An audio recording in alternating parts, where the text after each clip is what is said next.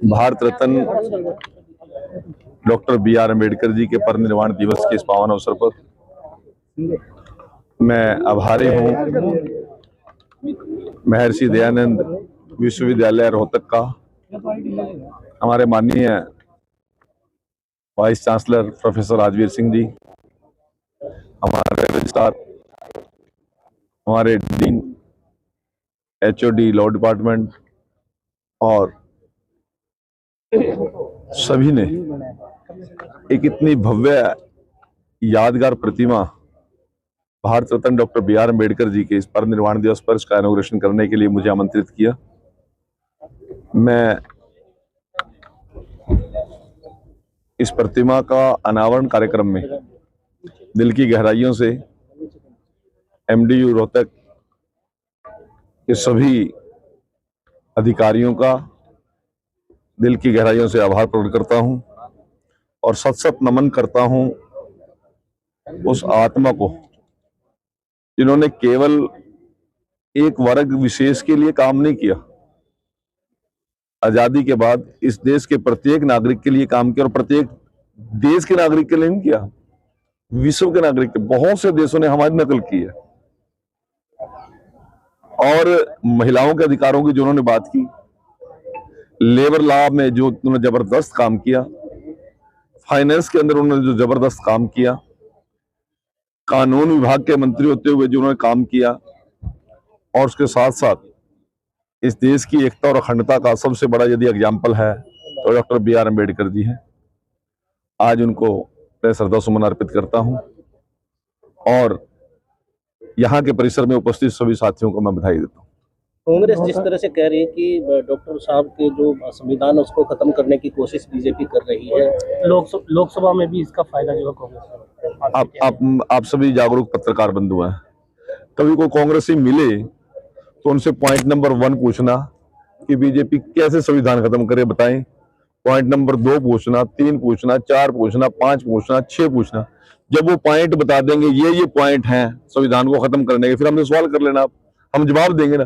अब उनको खुद ही नहीं पता संविधान को खत्म करेंगे नहीं करेंगे, कोई कुछ भी मुंह से कह दे बात, क्या एग्जाम्पल क्या उनके पास, उदाहरण क्या है?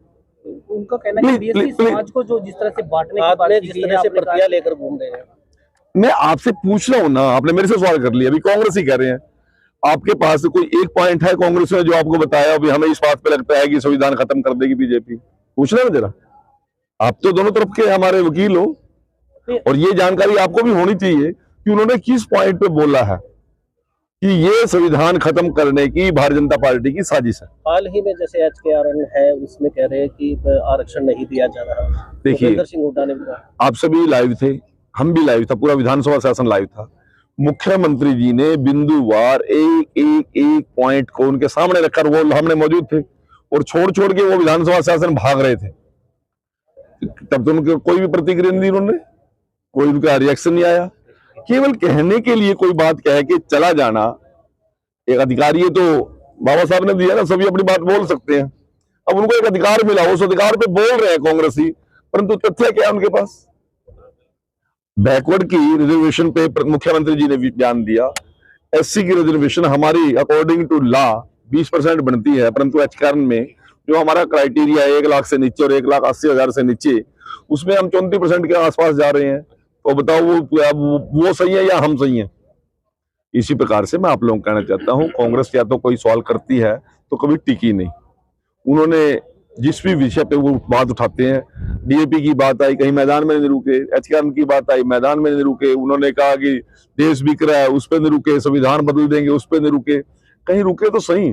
परंतु उनसे एक बात जरूर पूछ लेना, भी आप कर रहे हो चुनाव के अंदर 185 रुपए देंगे, खटा कहाँ गए 85? कभी किसान के हित की कोई बात की? आज हमारे मुख्यमंत्री जी ने पूरे देश के अंदर एग्जाम्पल सेट कर दिया कि प्रत्येक हरियाणा की भूमि पर पैदा होने वाले एक दाने को हम MSP रेट पे खरीदेंगे और 72 घंटे के अंदर किसान के जेब में उसका पैसा डाल देंगे। आखिरी टेल तक पानी पहुंचाने की योजना हमारी सरकार की थी। वहां तो राजनीति होती थी पानी पे। रोहतक की सरकार बन गई तो भिवानी में पानी नहीं जाएगा, भिवानी की सरकार बनेगी सरसा में पानी नहीं जाएगा, सरसा की सरकार बनेगी तो हिसार में पानी नहीं आएगा।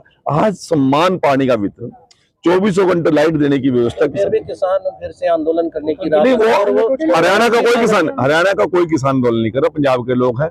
उनको मैं तो एक निवेदन करता हूँ जत्थेबंदियों को कि आप लोग ध्यान दीजिए, हरियाणा की सरकार ने बहुत कुछ किया है, मोदी जी ने बहुत कुछ किया है। हमने तो फसल अभी पैदावार भी नहीं हुई थी, बारिश कम हुई, मुख्यमंत्री ने 2000 रुपए पर एकड़ का बोनस भी दे दिया और उनके अकाउंट में चले गए। पंजाब ने क्या किया? अभी क्या पराली प्रबंधन पे हम अच्छा काम कर रहे हैं, सुप्रीम कोर्ट का हमको शाबाशी मिली है। पंजाब खरीद नहीं कर रहा, पैसे नहीं दे रहा, उनकी उठान नहीं कर रहा, पराली प्रबंधन नहीं कर रहा। आंदोलन तो वहां करो ना जाए। अभी क्या तैयारी है, क्योंकि किसान आ रहे हैं, इसमें कोई साजिश मुझे कोई साजिश नहीं लगती और कोई बात नहीं। जत्थेबंदियों का कोई मुद्दे हैं, वो देश की केंद्र की सरकार और माननीय सर्वोच्च न्यायालय के दिशा निर्देश पे हम वो काम कर रहे हैं।